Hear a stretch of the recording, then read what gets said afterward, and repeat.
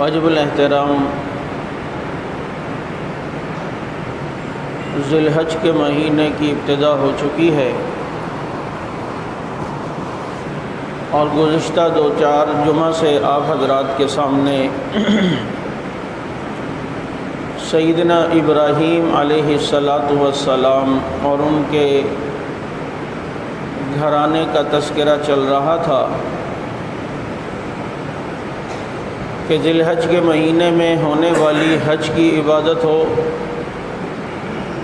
یا قربانی ہو،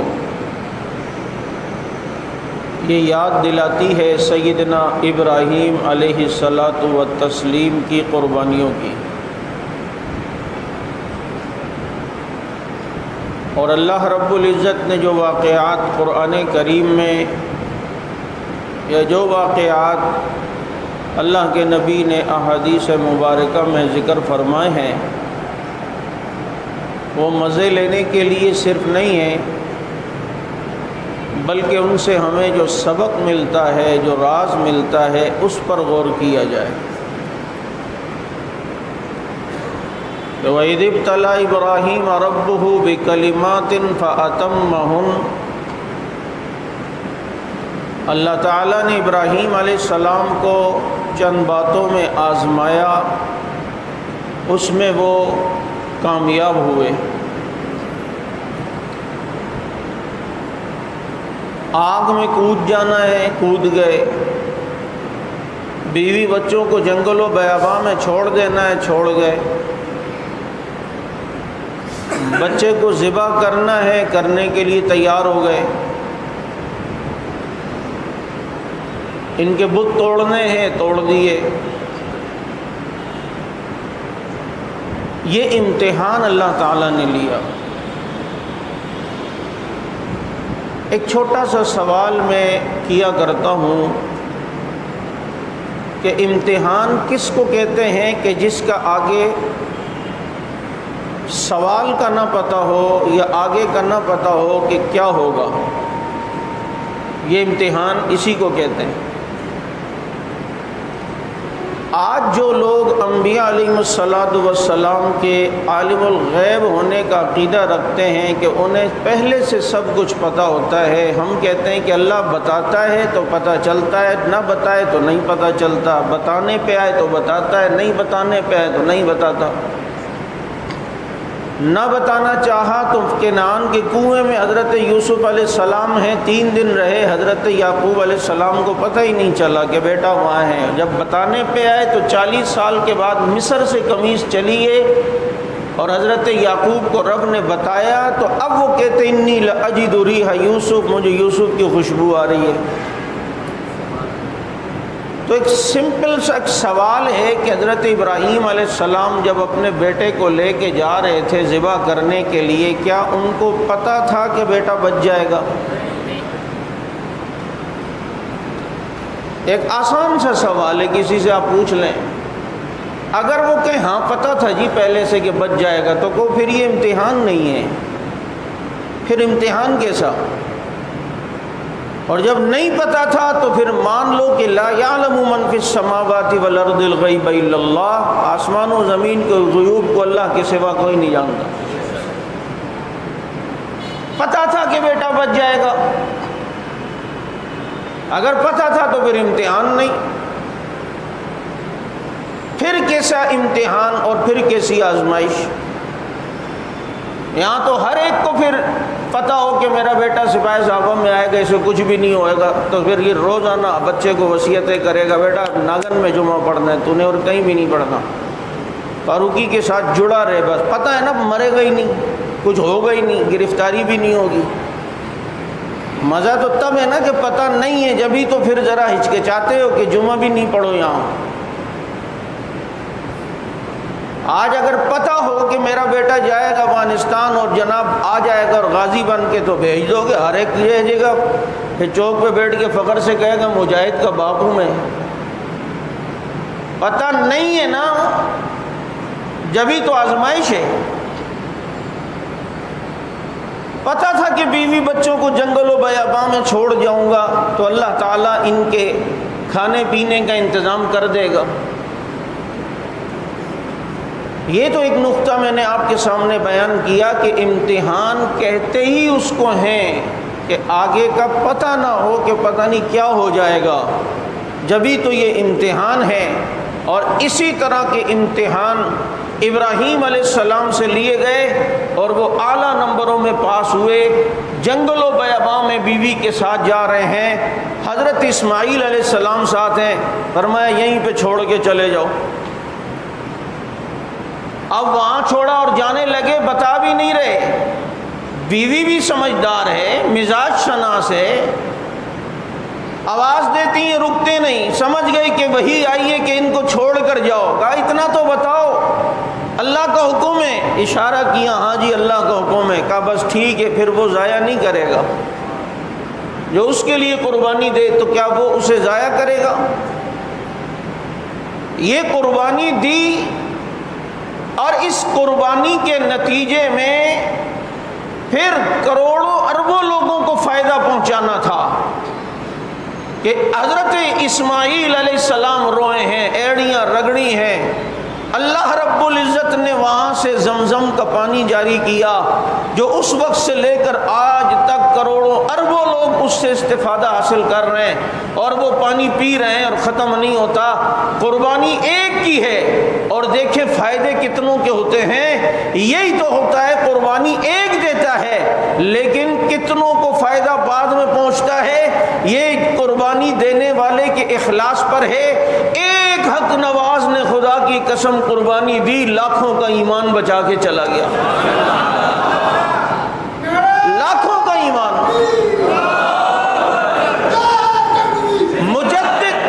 مجدد الف ثانی میدان میں آئے، دین اکبری کے مقابلے میں قربانی ایک شخص نے دی ہے، پورے بر صغیر میں اسلام کو بچا گیا۔ امام مالک، امام احمد بن حنبل رحمۃ اللہ علیہ خلق قرآن کے مسئلے پہ، امام احمد رحمۃ اللہ علیہ مسئلے پر ڈٹتے ہیں اور قربانی دیتے ہیں، ہزاروں کے ایمان بچا کے چلے گئے۔ یہی تو ہوتا ہے، قربانی ایک خاندان کی لگتی ہے، ہزاروں خاندانوں کے ایمان اللہ رب العزت محفوظ بناتے ہیں۔ ابراہیم علیہ السلام کے گھرانے کی قربانی اور پھر دیکھے رہتی دنیا تک اللہ رب العزت نے ان کی اداؤں کو جاری کیا، ان کے طریقوں کو جاری کیا کہ یہ ابراہیم علیہ السلام جنہوں نے اپنی بیوی بچوں کو جنگل و بیاباں میں چھوڑا اور وہاں اللہ کا حکم تھا کہ ان کو چھوڑ کر یہیں چلے جاؤ، عقل کہتی ہے انہیں ساتھ لے جاؤ، رب کہتا ہے چھوڑ کے چلے جاؤ۔ عقل کہتی ہے ان کے پہلے کھانے پینے کا انتظام کرو، لیکن رب کہتا ہے کہ انہیں چھوڑ کر چلے جاؤ۔ پتہ چلتا ہے کہ جہاں عقل کی بات آئے اور وہاں رب کی بات دوسری ہو، عقل کی نہیں ماننی ہے، عقل بنانے والے رب کی ماننی ہے۔ عقل بنانے والے رب کی ماننی ہے۔ یہ عقل والوں پر میں نے گزشتہ جمعہ آپ کے سامنے چند باتیں کی تھیں، جو ہر چیز کو عقل کے تناظر میں دیکھتے ہیں۔ یہ بات ہماری سمجھ نہیں آتی، یہ ان کا یہ مسئلہ ہماری سمجھ میں نہیں آتا۔ یہ کس کو سمجھ میں آئے کہ بیوی بچوں کو چھوڑ جائے؟ آج یہ تبلیغی ساتھی ہمارے بیچارے گھر پہ راشن دے کے جاتے ہیں، خرچہ دے کے 4 مہینے کے لیے، پیچھے جن کے پیٹ میں مروڑ ہے وہ پیچھے پھر بھی باتیں۔ یہ کون سا اسلام ہے؟ بیوی بچوں کو چھوڑ کے جانا یہ کون سا طریقہ ہے؟ یہ کون سا دین ہے؟ وہاں تو کچھ بھی نہیں ہے، ایسے ہی چھوڑ کے گئے۔ لیکن یہ بات یاد رکھو کہ یہ چونکہ بذریعہ وحی ہو رہا ہے، تو جب اس طرح کے واقعات سنے جائیں تو بعض مرتبہ ایک حکم کسی کے لیے کوئی عمل کرنے کی اجازت ہے کہ اس کا تقوی اتنے عروج پر ہے، اس کا توکل اتنا عروج پر ہے، لیکن دوسرے کے لیے وہ حکم نہیں ہے۔ اگر ایمان صدیق اکبر جیسا ہے تو گھر کا سارا مال لا کے بھی رکھ دو، پتہ ہے بعد میں فاقے بھی گزارنے پڑے، فاقے کاٹنے پڑے، تو زبان پہ شکوہ نہیں آئے گا کہ ربا میں نے تو سب کچھ دے دیا، میرے پر فاقے آ گئے، وہ کہاں ہیں؟ 1 2 تو 10 نیکیاں ملیں گی، ایک کے بدلے 10 ملیں گے، ایک کے بدلے اللہ کہیں دے گا۔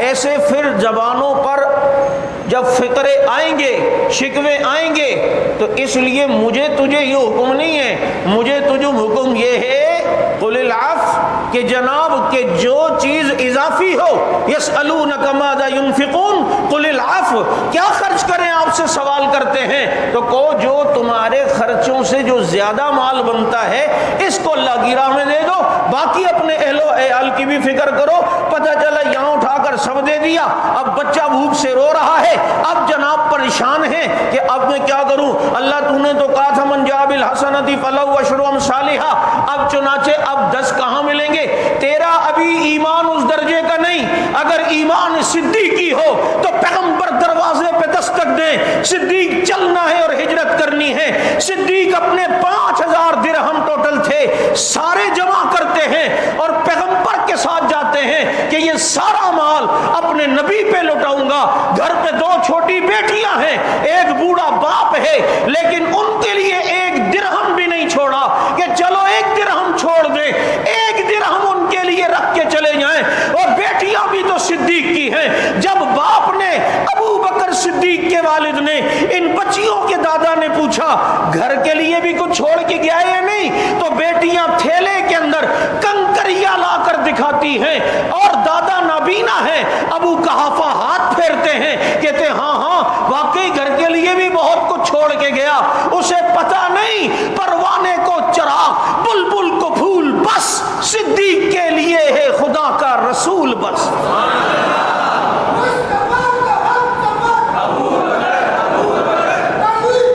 آج اس لیے صوفی صاحب کوئی کام کرنے سے پہلے علماء سے مشورہ کر لیا کرو، ہر ایک کے لیے یہ چیز نہیں ہے۔ جب تقوی، اعتماد، توکل صدیقی ہو اس وقت قربانی کے جذبات اور قربانی کے طریقے کچھ اور ہیں، لیکن اگر ایسے ہوں کہ ذرا سی کوئی پھر آزمائش آ گئی تو پھر گلے شکوے ہوتا ہے نا، جوش اور جذبے میں تو یہاں آتے ہیں، لیکن اللہ نہ کرے پھر پکڑے گئے، کبھی ڈنڈے سوٹے لگے، پھر آ کے کہتے ہیں توبہ، ناگن چرنگی کے قریب سے بھی نہیں گزروں گا۔ ابے دیکھا ہم پکڑے گئے، کچھ کیا ہی نہیں ہے، تو یہاں کیوں آئے تھے؟ کنچے کھیلنے آئے تھے؟ گلی ڈنڈا تھا یہاں؟ تو میں یہ عرض کر رہا ہوں کہ ابراہیم علیہ السلام کا ایمان وہ تو بہت بلند ہے، اور وہ کام بذریعہ وحی ہو رہا ہے کہ چھوڑ جاؤ ان کو، تو تم نے یہ اب دیکھ کر یہ کرنا نہیں ہے کہ تمہارے اوپر وحی نہیں آتی، تمہارے اوپر یہ جو شریعت نے کہا ہے کہ ان کا خیال رکھو، اپنے لیے پہلے دیکھو، اپنے گھر والوں کے لیے جو قل العفو، جو اب زیادہ بچ جائے اس کو اللہ کی راہ میں خرچ کر دو، غریبوں کو کھلا دو۔ وہ جذبات اور تھے صحابہ کے، وہ ایمان اور تھے۔ اس لیے میں عرض کر رہا ہوں کہ حضرت ابراہیم علیہ السلام بذریعہ وحی اپنے گھر والوں کو وہاں پر چھوڑ کر گئے، یہ بھی امتحان، اور کتنا بڑا امتحان کہ سب کو اب مخالف یوں کیا، اور سارے کے سارے اب چڑھائی کرنے والے تھے، اور پتہ تھا کہ پھر کیا ہوگا، سارے مخالفین جمع ہو کے حملہ بھی کر سکتے ہیں، لیکن رب کا حکم آتا ہے، قوم ابراہیم علیہ السلام کو کہتی ہے آج میلے کا دن ہے آپ بھی چلیں۔ حضرت ابراہیم علیہ السلام نے فرمایا نہیں، تم جاؤ، ہم میلے والے لوگ نہیں ہیں، نہ نبی میلے والے ہوتے ہیں، نہ نبیوں کے مزاج رکھنے والے، ان کے ورثاء بھی میلے والے نہیں ہوتے۔ یہ میلے اور یہ چیزیں یہ انبیاء کے مزاج میں نہیں ہیں۔ میرے نبی چھوٹے ہیں، دوستوں نے کہا صبح میلہ ہے، ارادہ نبی نے کیا، اللہ نے ایسی نیند طاری کر دی کہ میلے کا وقت گزر گیا اور نبی آرام فرما رہے ہیں، اللہ نے نبی کو یوں بچایا۔ یہ آج دیکھ لو، یہ نبیوں کا مزاج تھوڑی ہے کہ میلہ چل رہا ہے. کیا ہے؟ ایرانی لکی سرکس چلے گی، اس میں موت کا کنواں ہوگا، کتے اور ریچھ کی لڑائی ہوگی، اور جناب وہ دھمال ہوگی، اور پھر عورت کے لمبے لمبے بال کھلے ہوئے ہوں گے، پھر جناب ٹھمکے لگ رہے ہوں گے، ڈھول بج رہے ہوں گے، وہاں پر ملنگی بوٹی پی جا رہی ہوگی، اور خوب جناب اس میں مزے لیے جا رہے ہوں گے. میں نے سوچا بڑے ہو کے پائلٹ بنوں گا فراز، چرس کا چھٹا لگایا اور خود ہی بن گیا جہاز. اس منظر کو سامنے رکھتے ہوئے جناب کہاں سے کہاں تک پہنچ گئے. اب میں نے پنجاب میں ایک اشتہار دیکھا مسجد میں، یقین کریں پتہ نہیں کون سے بزرگ کا لکھا تھا میلہ. اب اس میں تھا کہ ایرانی لکی سرکس اور فلاں اور یہ ہوگا، کتے اور ریچھ کی لڑائی بھی ہوگی، اور یہ ہوگا وہ ہوگا. نیچے نوٹ کی صورت میں لکھا ہوا تھا کہ آخر میں اس سب کا ثواب حضرت کو بخش دیں گے انشاءاللہ. یہ مزاج انبیاء کا نہیں ہے.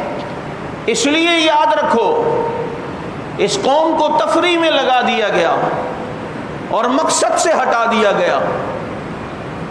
یہ رسول اللہ صلی اللہ علیہ وسلم کی شریعت کا مزاج بھی نہیں ہے. تو ابراہیم علیہ السلام کو کہا قوم نے چلنا ہے میلے پہ، وہ دل میں کہہ رہے ہوں گے تم اپنا میلہ سجاؤ میں اپنا میلہ سجاؤں گا، تمہارے میلے کے انداز کچھ ہوں گے میرے میلے کے انداز کچھ اور ہوں گے، تاکہ دنیا کو پتہ چلے مجاوروں کا میلہ کوئی اور ہوتا ہے اور مجاہدوں کا میلہ کچھ اور ہوا کرتا ہے. جناب در در پہ جھکنے والوں کا میلہ کوئی اور ہوتا ہے، اور ایک در پہ جھکنے والوں کا میلہ کچھ اور ہوتا ہے. در در کو پکارنے والوں کے میلے کسی اور طرح ہوتے ہیں، اور ایک در کے فقیر کے میلے کسی اور طرح ہوتے ہیں. قوم چلی گئی، یہ ان کے تھان میں آئے، بت خانے میں آئے، بتوں کو توڑنا شروع کیا.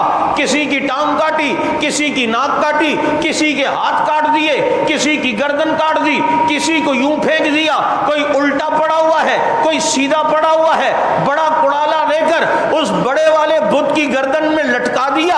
اب جب قوم آئی اور آ کر جیسے ہی اپنے بتوں کو دیکھا، ہائے ہائے یہ کیا ہوا.